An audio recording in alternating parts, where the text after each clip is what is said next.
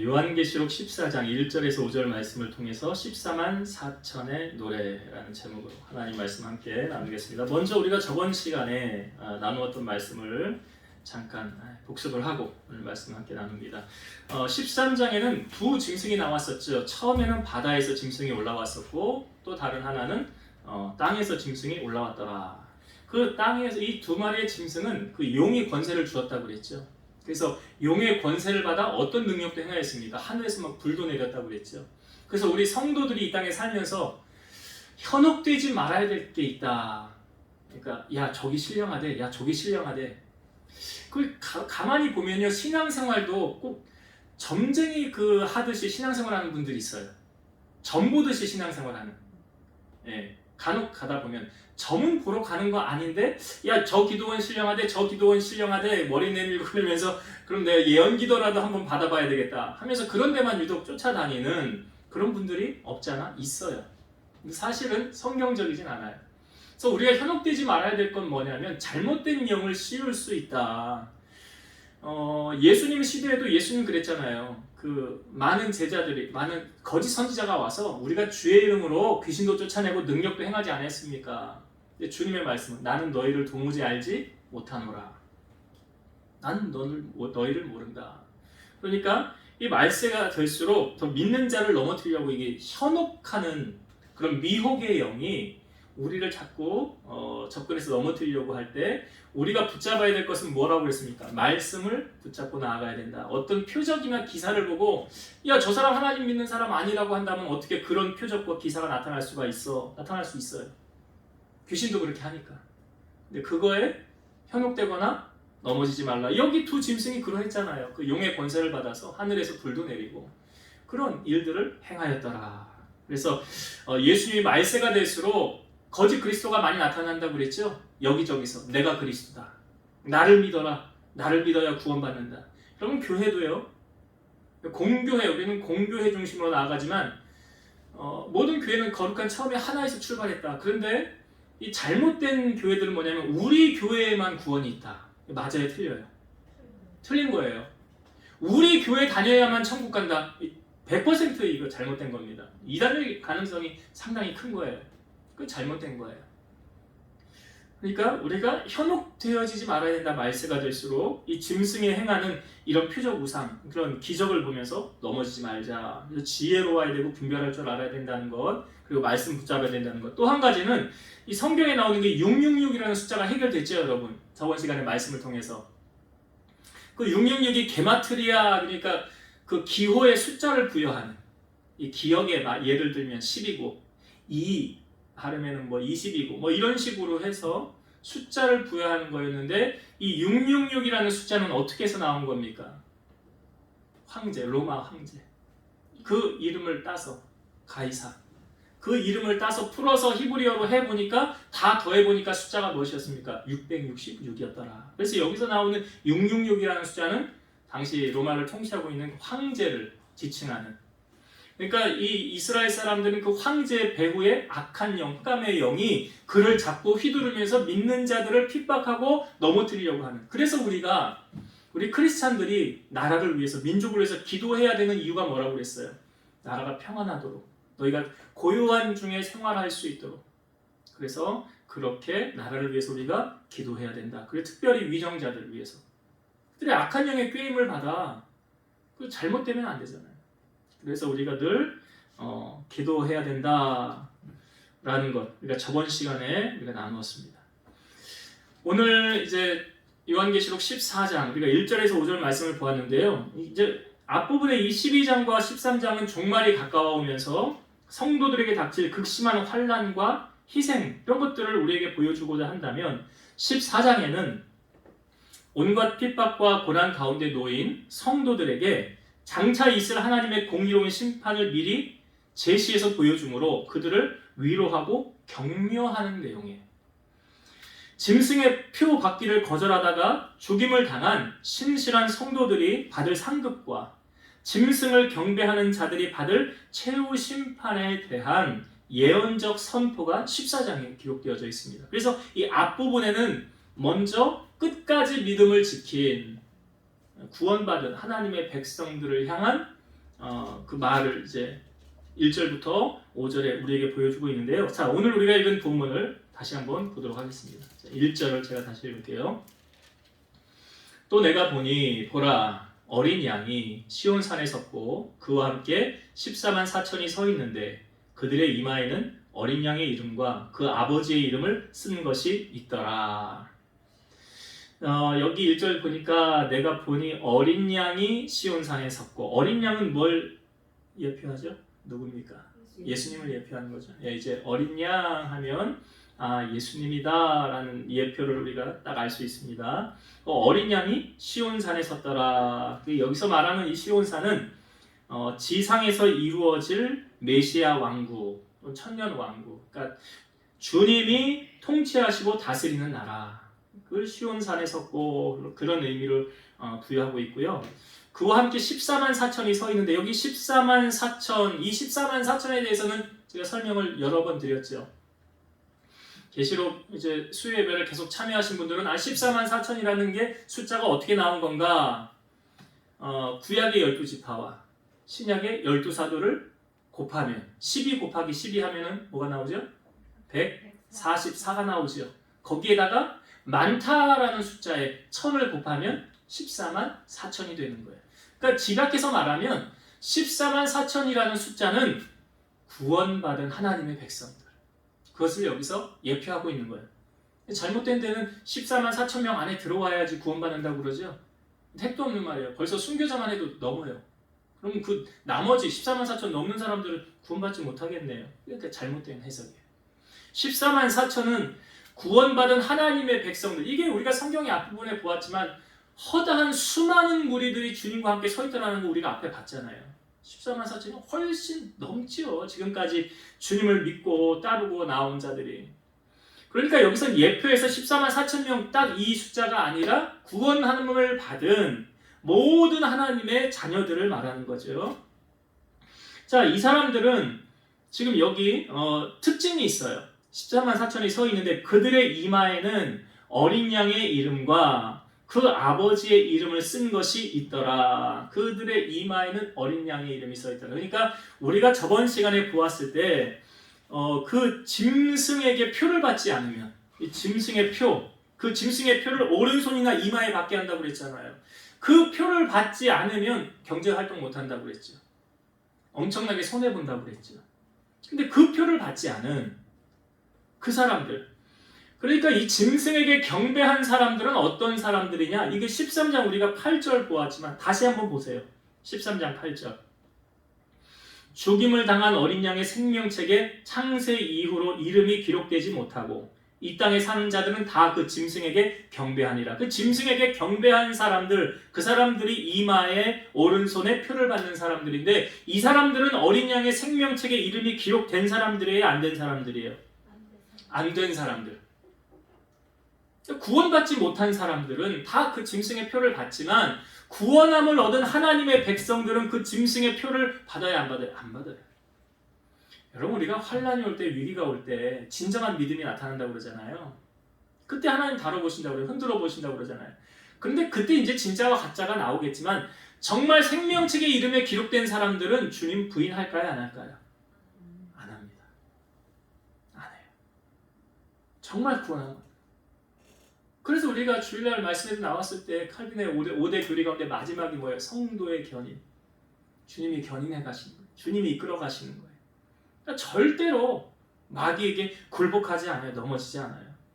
그러니까 여기 구원함을 받은 사람들의 특징은 여기 이마에 어린 양의 이름과 아버지의 이름을 쓴 것이 있더라. 이 사람들이 생명책의 이름이 기록된 사람들이죠. 그러니까 이마에 이름이 써 있다는 것은 그 소유권이 누구에게 있다는 것입니까? 이제 예수님에게 있다는 거예요. 그래서 그리스도인은 누구에게 속한 자냐? 주님께 속한 자예요. 사도 바울이 고백하잖아요. 내가 그리스도와 함께 십자가에 못 박혀 죽었나니 그런즉 이제는 내가 산 것이 아니요 내 안에 그리스도께서 사신 것이라. 자기가 사는 게 아니래요. 나는 죽었다는 거예요. 나는 죽고 주님께 이제 내가 새로운 삶을 산다. 나의 소유권이 주님에게 있다. 그런 의미를 담고 있는 것입니다. 1절이. 자, 2절을 보겠습니다. 2절. 내가 하늘에서 나는 소리를 들으니 많은 물소리와도 같고 큰 우레소리와도 같은데 내가 들은 소리는 검은 고 타는 자들이 그 검은 고를 타는 것 같더라. 자, 하늘에서 나는 소리를 들으니, 이 하늘에서 어떤 소리가 났을까요? 천사들의 큰 합창 소리. 천사들의 큰 합창 소리. 하늘의 찬양은 크고 위엄차고 듣기에 아름답고 고난을 이기고 승리한 성도들을 환영하는 천사들의 노래라. 그러니까 너희들 이 땅 가운데서 수고하고 고생 많았어 하면서 환영식을 벌려주는 그런 마치 환영사와 같은 그런 노래를 하늘에서 이제 울려 퍼지고 있더라. 들려주고 있더라. 자, 3절 봅니다. 그들이 보좌 앞과 내 생물과 장로들 앞에서 새 노래를 부르니 땅에서 속량함을 받은 14만 4천 밖에는 능히 이 노래를 배울 자가 없더라. 자, 여기 그 보좌 앞과 내 생물과 장로들 앞에서 새 노래를 불렀더라. 여기서 새 노래라고 표현을 하죠. 새 노래. 하나님으로부터 새롭게 창조된 무리들만이 부를 수 있는 것이기 때문에 새 노래라. 그러니까 죄 가운데 있는 옛사람들은 배울 수 없고 오직 예수 그리스도의 보혈로 지식이 새로워지고 마음이 새로워지고 생명이 새로워진 새 사람만이 부를 수 있는 것이다. 우리가 예배 전에 여러분 찬양할 때 시편 40편을 찬양, 그 노래 제목이 시편 40편인데 후렴 부분의 가사 생각나십니까?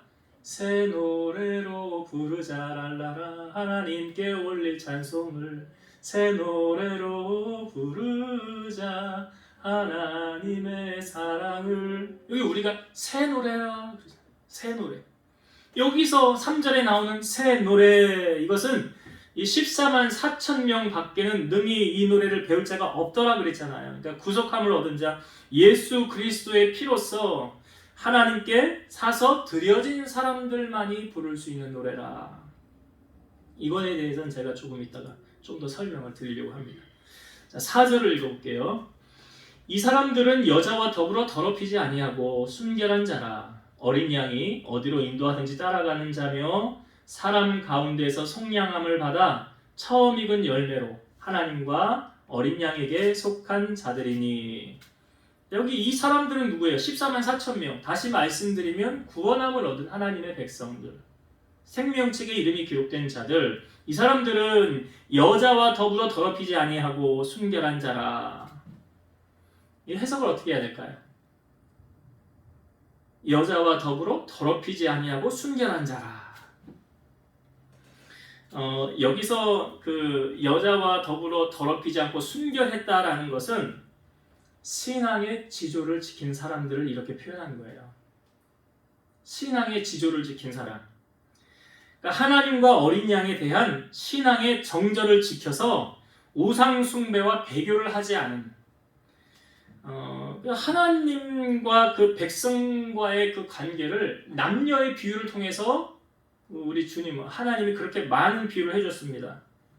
그러니까 이스라엘 백성이 하나님을 섬기지 않고 다른 우상에게 절하면 너희들 음란했다라고 말하잖아요. 음란한 백성이라고 말하잖아요. 이게 성적으로 타락했다는 건데, 주님의 이런 표현은 무엇입니까? 너희가 나를 섬기지 않고 우상을 섬겼느니라. 쉽게 말해서 남녀가 연애할 때 바람 피는 거예요. 그런 표현을 지금 여기에서 한 거거든요. 그러니까 여자와 더불어 더럽히지 않았다라는 것은 성적인 타락이 아니라 하나님을 향한 그 신앙의 지조를 지킨 사람. 하나님께 이 믿음을 변치 않고 끝까지 하나님만 섬긴 사람. 그런 표현으로 이 표현을 하는 거예요. 그래서 여기서 어린 양이 어디로 인도하든지 따라가는 자면, 어린 양 누군지 알죠? 예수님이잖아요. 예수님이 인도하심 따라 따라가는 사람이다. 그래서 사람 가운데 속량함을 받아 처음 익은 열매로 하나님과 어린 양에게 속한 자들이다. 이게 처음 익은 열매를 구약에서는 성물이라고 하고 신약에서는 첫 수확물이라고 해석을 하는데요. 여기는 자신을 하나님께 온전히 드림으로 세상으로부터 구별되어 하나님께 속하게 된 것. 구별된 자로 하나님께 드려진 자. 이게 처음 익은 열매를 표현을 하는 거예요. 그래서 이 사람들이 하나님과 어린 양에게 속한 자들이다. 구원받은 하나님의 백성들이다. 그리고 5절을 보면 그 입에 거짓말이 없고 흠이 없는 자들이더라. 우리가 요한계시록 이 뒷부분에 보면 그 둘째 사망에 거하는 사람들의 그 특징이 여러 가지 나오는데 거기 거짓말하는 사람들은 하나님 나라 입성하지 못한다. 그 표현이 나오죠. 거짓말하는 자. 그러니까 이 말씀은 생활이 정결하고 죄악으로부터 자신을 지켜 더러움에 물들지 않고 순결을 간직한 자들. 그러니까 여기 이 말씀은 그 짐승에게 그 손이나 이마에 오른손이나 이마에 표를 받지 않는 그런 편에 서지 않은 전적으로 하나님의 구원함을 얻은 그 사람들의 특징을 지금 이렇게 보여주고 있는 거예요. 그래서 이 마귀는 이 진리를 따르지 않죠. 그 요한복음 8장에도 보면 예수님이 너희는 너희 아비 마귀에게서 났으니 그 진리에 속하지 않고 거짓을 말할 때 어떻게 말한대요? 진리처럼 말을 한대잖아요. 제 것처럼. 거짓을 꼭 사실처럼 말한대. 마귀가 하는 짓이에요. 그러나 하나님의 자녀들은 절대 거짓을 말하지 않아요. 타협하지 않죠. 그런 하나님이 인정하는 자들, 그 백성들을 이제 오늘 1절부터 4절에 이렇게 구원받은 하나님의 자들 소개를 하고 있습니다. 자, 오늘 말씀을 통해서 제가 한 두 가지 함께 은혜를 나누려고 하는데요. 첫 번째는 우리가 아까 3절 말씀을 나눌 때 여기 3절에 그들이 하나님 앞에 부르는 노래는 어떤 노래였다고 했습니까? 새 노래라, 새 노래. 새 노래로 하나님께 영광을 올려 돌려야 된다. 여러분, 새 노래를 지금 부르고 있는데 그 새 노래를 받으시는 대상이 누굽니까? 어린 양과 하나님이죠. 그러니까 우리의 찬양을 받으시는 대상이 누구예요? 하나님이죠. 예수님이죠. 세상의 노래는 누가 대상이에요? 사람. 그렇죠. 사람. 세상의 노래의 대상은 사람이에요. 그 사람에게 부르는 노래고 교회 안에서 우리가 부르는 뭐 CCM이나 복음성가다, 찬송가다 이 대상은 누구예요? 하나님이에요. 시편 22편 3절 이스라엘의 찬송 중에 계시는 주여 주는 거룩하시니이다. 찬송 중에 누가 계신대요? 하나님이. 시편 33편 1절에서 3절 너희 의인들아 여호와를 즐거워하라. 찬송은 정직한 자들이 마땅히 할 바로다. 수금으로 여호와께 감사하고 열줄 비파로 찬송할지어다. 새 노래로 그를 노래하며 즐거운 소리로 아름답게 연주할지어다. 여기 새 노래로도 나오죠. 하나님을 노래하고 즐거운 소리로 아름답게 연주할지어다. 시편 40편 3절 새 노래 곧 우리 하나님께 올릴 찬송을 내 입에 두셨으니 많은 사람이 보고 두려워하여 여호와를 의지하리로다. 그러니까 하나님께 올려드리는 찬송 새 노래라 라고 표현을 하고 있어요. 여러분, 찬송이 왜 중요한지 아십니까? 제가 이스라엘의 찬송 중에 거하시는 주여라는 표현이 있죠. 성경에 보니까 여호사밧이라는 유대 왕이 있었어요. 모압과 암몬, 마온 사람들이 그 연합군들이 그 유다 여호사밧을 치러 막 쫓아온다는 거예요. 연합해서 넘어온다는 거예요. 그러니까 여호사밧이 두려웠어요. 성경에 보니까 그가 두려워서 낯을 향하여 간구하고 백성들에게 금식을 공포합니다. 그리고 그가 하나님 앞에 이렇게 기도해요. 우리 하나님이요, 우리를 치러 오는 이 큰 무리를 우리가 대적할 능력이 없고 어떻게 할 줄도 알지 못하였고 오직 주만 바라보나이다. 그러니까 여호사밧은 지금 백이 누구밖에 없어요? 하나님밖에 없어요. 저는 이것도 행복하다고 봐요. 우리가 의지할 여러 대상이 있으면 하나님을 일단 제껴놓고 그건 먼저 하지 않겠어요? 그거에게 하나님 잠깐만요. 내가 여기 가서 좀 도움을 구해보고 여기 가서 도움을 구해보고요. 여기 다 해도 안 되면 그 다음 내가 하나님 찾을게요. 이건 아니죠. 방법이 잘못된 거예요. 그러니까 여호사밧에게 지금 여호사밧이 의지할 대상은 아무도 없어요. 그 가장 높은 최고 권력자가 그 왕이 그 위기 가운데 할 수 있는 거라고는 주님 바라보는 거예요. 주님 앞에 엎드리는 것밖에 없었어요. 그런데 하나님이 그 기도에 응답하셨어요. 하나님의 영이 야하시엘이라는 사람에게 나타나서 그 야하시엘이 하나님의 말씀을 대언하는데 이렇게 말합니다. 이 전쟁은 너희에게 속한 것이 없나니 하나님께 속한 것이라. 이 전쟁에는 너희가 싸울 것이 없나니 대열을 이루고 서서 너희와 함께한 여호와가 구원하는 것을 보라. 너희는 두려워하지 말며 놀라지 말고 내일 그들을 맞서 나가라. 여호와가 너희와 함께하리라. 그러니까 하나님은 응답하셨어요. 뭐라고 응답하셨습니까? 이 전쟁은 너희가 싸울 거 없어. 내가 나가서 싸울 거야. 이런 하나님의 응답이었어요. 이 여호사밧이 하나님의 응답을 받고 하나님을 향하여 뭐 하냐면 성가대를 조직하고 하나님을 찬송하게 합니다. 여호와를 향하여 노래하게 했다는 거예요. 근데 새 노래를 부른 거예요. 역대하 20장 22에서 23절 그 노래와 찬송이 시작될 때에 여호와께서 복병을 두어 유다를 치러 온 암몬 자손과 모압과 세일산 주민들을 치게 하심으로 그들이 패하였으니 곧 암몬과 모압 자손이 일어나 세일산 주민을 쳐서 진멸하고 세일 주민들을 멸한 후에는 그들이 서로 쳐 죽였더라. 하나님 복병을 두었대요. 근데 저는 이 말씀 가운데 저는 가장 포인트를 어디에 두었냐면 이 앞부분에 포인트를 뒀어요. 그 노래와 찬송이 시작될 때 하나님 언제 일하셨다고요? 하나님을 향하여 찬양할 때.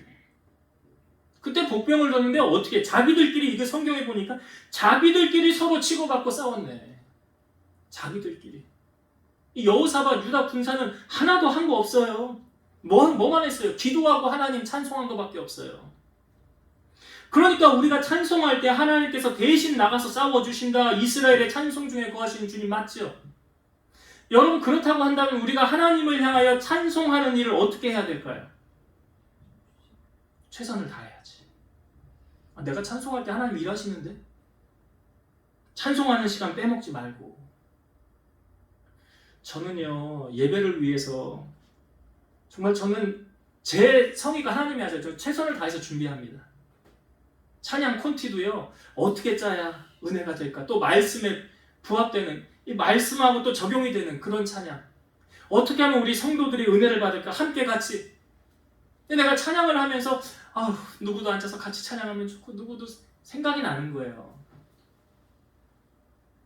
오늘 말씀에 보니까 그 노래와 찬송이 시작될 때 하나님이 일하시더라. 그렇다고 한다면 여러분 하나님이 나를 위해 일하시기 위해서는 우리가 해야 될 게 있잖아요. 우리가 해야 될 게 찬송하는 시간 빠지지 말고 최선을 다해서 하나님을 보시기에. 정말 이 여호사밧과 이 이스라엘 백성들은 찬송할 때 어떤 마음으로 했을 것 같아요? 생명 걸고 하지 않았겠어요? 나 이거 빠지면 죽어. 마치 구약시대에 제사 빠지면 예배 빠지면 안식일 범하면 죽이는 것처럼 난 이거 빠지면 안 돼. 난 여기에 올인해야 돼.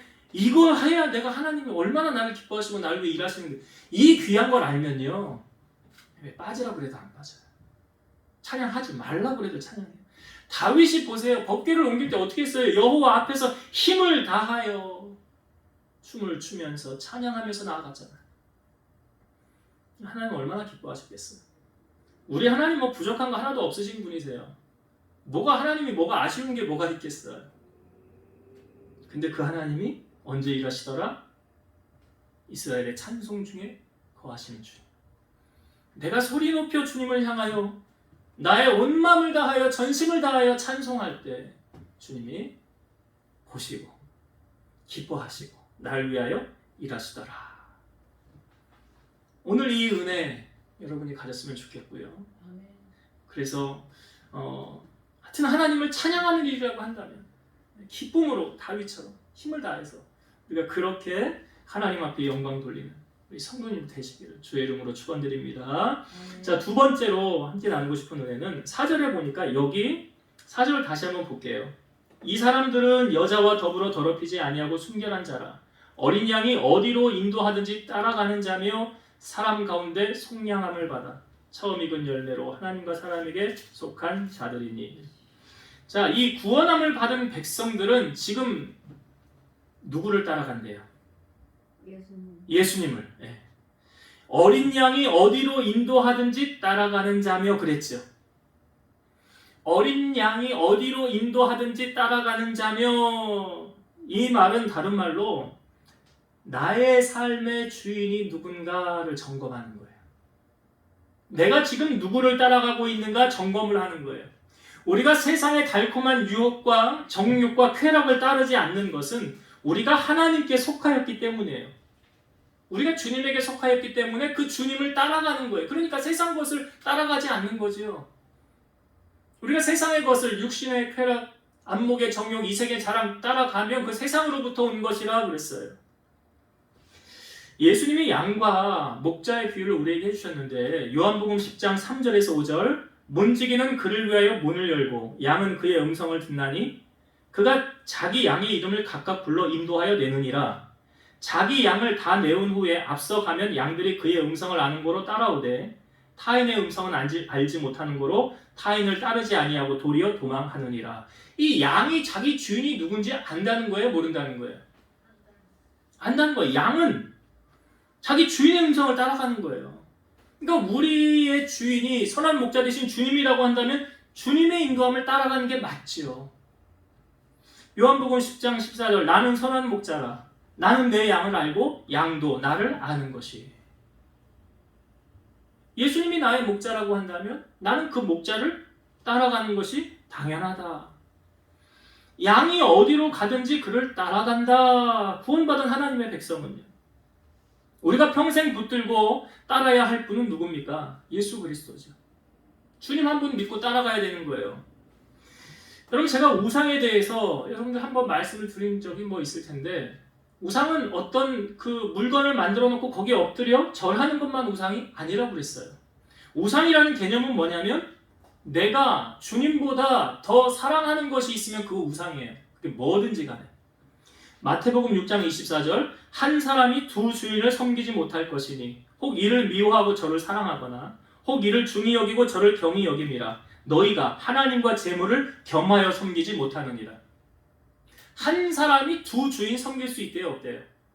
없다고 그랬어요. 그 여기서 두 주인이라는 것을 뭘로 대조했습니까? 너희가 하나님과 재물 겸해서 섬길 수 없다. 제가 여기에요.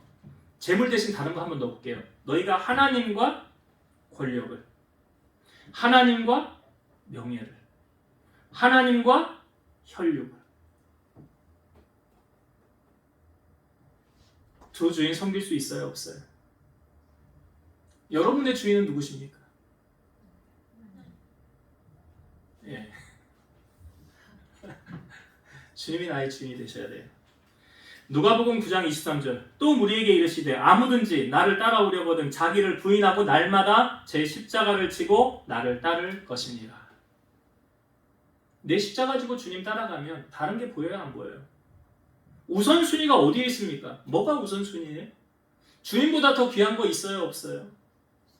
없으면 주님 앞에 먼저 주님 앞에 내 마음이 지금 어디로 향하느냐? 마음 향하는 곳에 몸이 와 있는 거예요. 주님은 우리에게 먼저 구해야 될 것이 있어요. 하나님의 나라와 의를 구하라. 먼저 생각해야 될 것이 있어요. 예수 그리스도와 하나님의 영광이에요. 요한복음 14장 21절 나의 계명을 지키는 자라야 나를 사랑하는 자니 나를 사랑하는 자는 내 아버지께 사랑을 받을 것이요 나도 그를 사랑하여 그에게 나를 나타내리라. 내가 주님 사랑한다고 하면 주님의 계명을 지킨다. 여기 말씀해 보면 어린 양 따라가는 거 그게 뭐 하는 거예요? 말씀 따라가는 거잖아요. 말씀이 육신이 되어 우리 가운데 거하시매 우리가 그의 영광을 보니 아버지의 독생자의 영광이요 은혜와 진리가 충만하더라. 말씀이 육신이 되어서 이 땅에 오신 분이 누구라고요? 예수님. 예수님 따라가는 삶이 뭘 따라가는 거예요? 말씀. 예수님이 우리에게 포도나무와 가지의 비유를 해주셨잖아요. 나는 포도나무에 너희는 가지라. 근데 이 가지가 예수님 떨어져 있으면 생명력이 있어요? 없어요? 말라 죽지요? 그럼 어떻게 됩니까? 가지처럼 밖에 버려지나니 사람들이 그것을 모아다가 불에 태워 사르느니라. 땔감밖에 쓸 거 없어요. 그러나 예수님 안에 거하면 그래서 예수님 우리에게 말씀해요. 너희가 나를 떠나서는 아무것도 할 수 없다. 그렇죠. 포도나무, 우리는 가지. 이 나무에서 떨어진 가지는 죽는 거하고 마찬가지잖아요. 요한복음 15장 7절 너희가 내 안에 거하고 내 말이 너희 안에 거하면 무엇이든지 원하는 대로 구하라. 그리하면 이루리라. 너희가 내 안에, 내가 너희 안에. 이 전제 조건이에요. 그러니까 예수님을 따를 때도 좋을 때만 예수님 따라가는 게 아니라요. 매 순간 어떠한 상황에서도 나는 주님을 부인하지 않겠습니다. 나는 주님이 내 삶의 최고입니다. 제일입니다. 우선순위입니다. 그렇다고 한다면 그것이 무엇으로 연결되어져 될까요? 신앙으로, 삶으로 연결되어져야 되죠. 말만 하고 행하지 않으면 거짓 신앙이에요. 오늘 우리가 정말 구원받은 하나님의 자녀라고 한다면 나는 이제 누구를 따라가느냐? 주님의 인도함을 따라 사는, 말씀을 따라 사는 여러분 되시기를 주의 이름으로 축원드립니다. 말씀을 정리하고 마치겠습니다. 오늘 요한계시록 14장은 구원함을 얻은 예수님의 인을 받은 14만 4천이요. 구원받은 하나님의 백성들을 위로하는 거예요. 지금 천국에서 노래를 불러주고 위로하는데 이 말씀 가운데 우리가 두 가지 은혜 나눈 것은 새 노래, 하나님을 향한 찬송. 여호사밧 생각하세요. 그 노래와 찬송이 시작될 때 하나님이 일하시더라.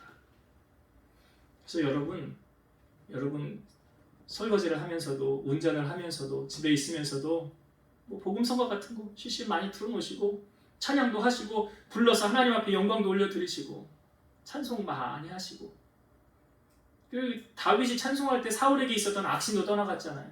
악함도 떠나갔잖아요.